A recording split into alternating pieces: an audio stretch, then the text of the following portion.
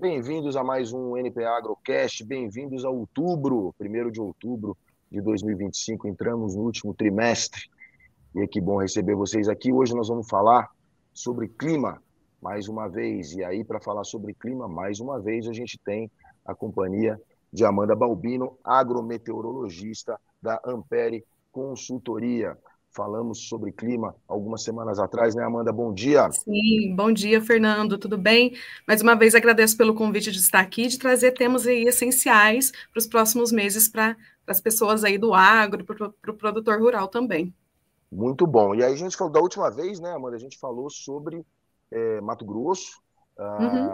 ali logo ali era naquela semana ali dos dias 8, 9 de setembro, as chuvas ainda estavam um pouco devagar em Mato Grosso, mas você dizia daquela vez que as chuvas voltariam, né, e o plantio poderia ser acelerado, e foi exatamente o que a gente viu, né? Exatamente. As chuvas começaram a ficar mais regulares e começou a engrenar melhor agora na segunda quinzena de setembro, né?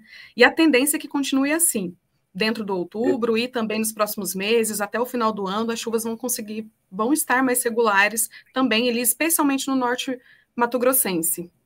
Muito bem, a gente tem aqui um levantamento que a gente usa aqui no NP Agro sempre, da Uhum. consultoria AG Rural, sobre plantio, né?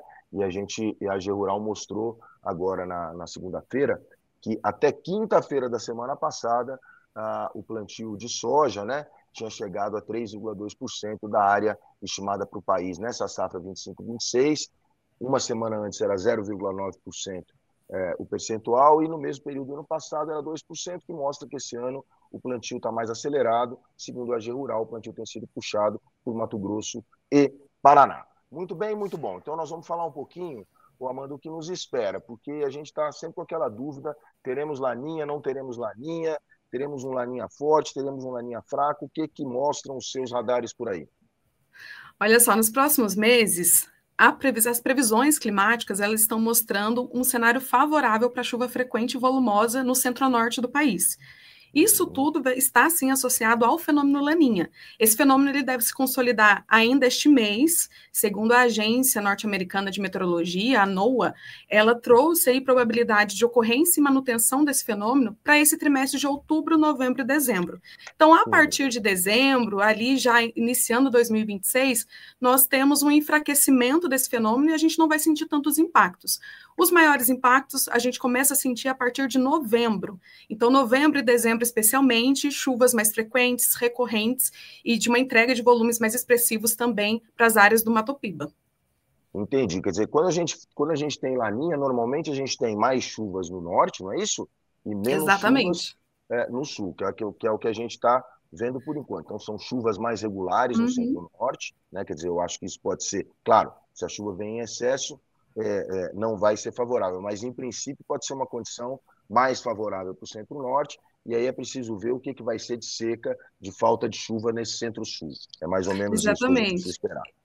Exato. Uhum. Quando temos, né, estamos sob a influência desse fenômeno, existe o que a gente chama de gangorra da chuva, né, pelo país, ou seja, o centro-norte mais favorecido, recebendo aí excedentes hídricos até, enquanto o centro-sul fica numa condição mais seca. E isso está Uhum. muito associado também, quando a gente tem o Laninha, com os corredores de umidade, aqueles que a gente está acostumado a escutar na mídia de rios voadores, posicionados mais ao norte. Então, a entrega de chuva fica mais favorecida nessas regiões, enquanto o centro-sul realmente aí já tende numa condição mais seca e pode haver aí vários períodos maiores de estiagem, aliás.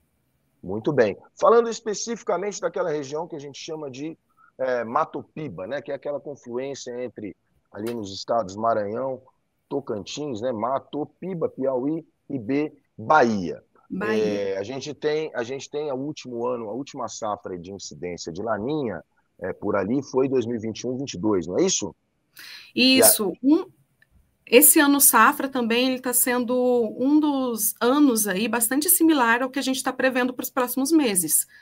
uhum. 2021 foi um ano de laninha, foi um ano de laninha mais forte e que entregou Uhum. muita chuva ali para o Mato Piba. Até para a gente entender um Ah, pouquinho dessa dimensão, eu trouxe alguns dados aqui que foram registrados em dezembro de 2021, lá em Barreiras, no oeste da Bahia, que foi uhum. mais de 357 milímetros.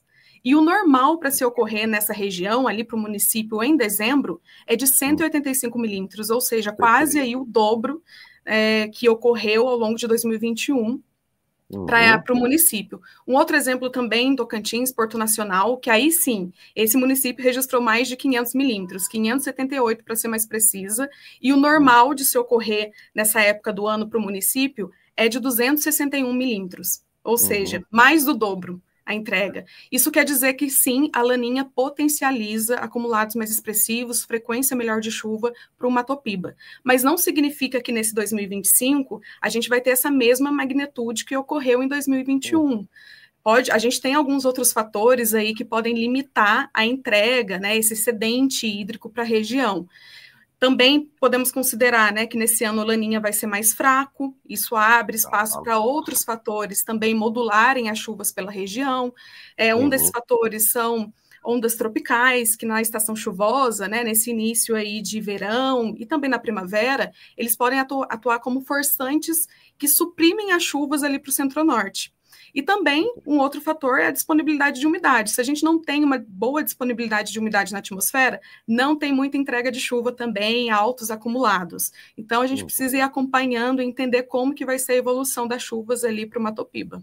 Entendi, porque lá em 21, 22, né, Amanda, a gente teve até no início uma condição favorável ao plantio, né? Quer dizer, eu me lembro aqui, você está chamando a atenção para isso, que o plantio, os trabalhos foram muito rápidos, foram muito velozes ali na Bahia, né, no primeiro momento, mas no segundo momento realmente o excesso de chuvas complicou, a gente teve muito alagamento, né, de lavouras, então a gente acabou tendo muita perda, falta de luminosidade, você mesmo chama atenção aqui, né, quer dizer, falta de luminosidade, produtores em algum momento tiveram muita dificuldade para entrar nas lavouras e aplicar defensivos, enfim, a gente teve lá em 21, 22, num laninha mais forte, uma condição mais severa, digamos assim, a gente teve mais dificuldades, e o que você está trazendo para a gente é que, mesmo com esse laninha que se apresenta agora para 25, 26,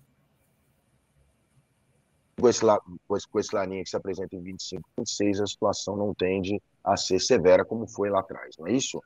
Exatamente, mas a gente precisa, os produtores precisam ficarem alertas mesmo assim, né? Porque realmente tem os impactos positivos, que é uma reposição mais rápida da umidade do solo, e isso favorece, né, um ritmo melhor do plantio para as áreas que ainda vão estar, né, dentro da semeadura, mas traz os impactos negativos também, que, né, vários dias consecutivos com chuva pode sim trazer excedentes, né, e proporcionar alagamento nas lavouras, isso dificulta a entrada de maquinários no campo para fazer a pulverização de defensivos, isso acaba favorecendo também a proliferação de doenças fúngicas, especialmente, né, nessas condições de muita umidade, isso acaba favorecendo essas doenças, então o produtor precisa ficar atento, eu acho que acompanhando as previsões também do tempo de curto prazo, para novembro, para dezembro, vai ser muito importante para que ele ajuste aí as atividades, né, agrícolas no campo, a fim de reduzir os possíveis riscos, danos às lavouras.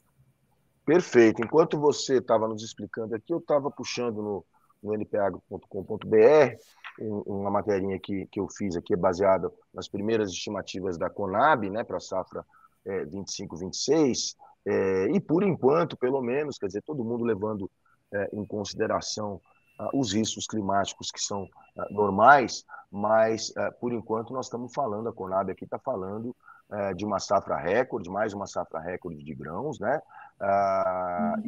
Quer dizer, com a soja, mais uma vez, sendo um grande destaque, vamos esperar para ver, mas a soja, mais uma vez, como destaque, a Conab está prevendo aqui, por enquanto, 177,7 milhões de toneladas, o que significa uma alta de 3,6%, em relação ao recorde que a gente já colheu no ano passado. Mas a gente vai ter que acompanhar e a gente vai acompanhar essas variações climáticas aqui com a ajuda da Amanda.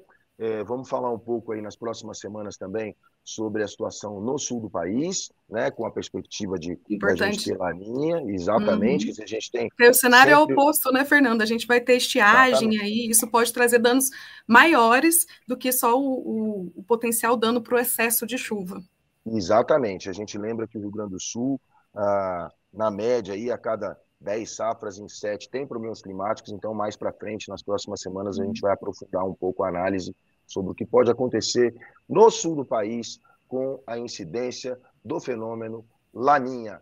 Amanda Balbino, agrometeorologista da Ampere Consultoria, muito obrigado mais uma vez por sua participação aqui no NP Agrocast.